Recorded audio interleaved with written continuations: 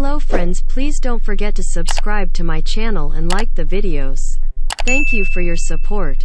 Rivian burst onto the scene with the R1T quad motor, an 835 horsepower super truck that can tackle gnarly off-road obstacles and match sports cars to 60 miles per hour. Now there's a more sensible 533 horsepower dual motor variant, which can be bumped up to 665 horsepower by means of a $5,000 performance package. The R1T dual motor performance isn't as extreme as the quad motor, but it retains the same composed driving demeanor, well-appointed interior, and clever packaging, with nearly a Corvette Z06's worth of power still bringing gut-punch acceleration. The cheapest dual motor models start at $74,800, but the Glacier White Performance version we tested came in at $92,850.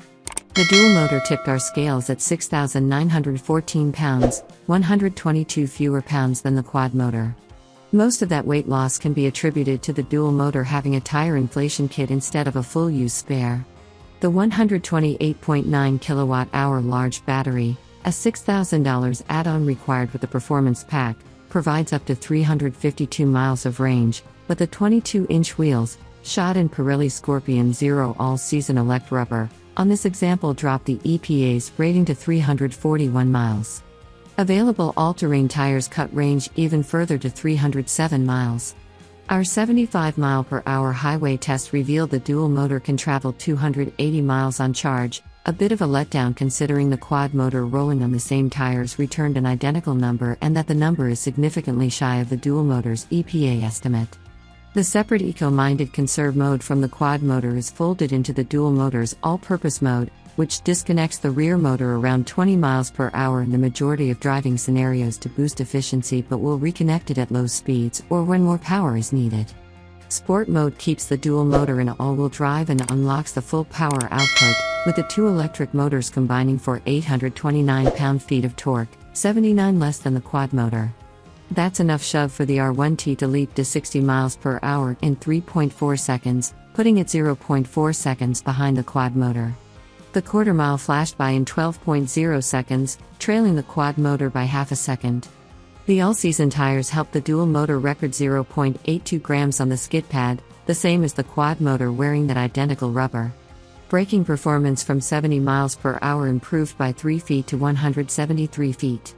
The main difference versus the quad motor is how the torque is dished out. Instead of precise torque delivery to individual wheels, the dual motor splits the output across the front and rear axles. From there, brake-based torque vectoring routes the torque to the wheel with the most traction.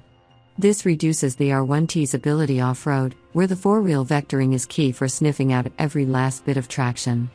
In daily driving, you won't notice the difference, with the front/rear system still keeping the truck balanced when you're zipping down a two-lane road. The dual motor is otherwise identical to more powerful R1TS, with excellent body control and accurate steering.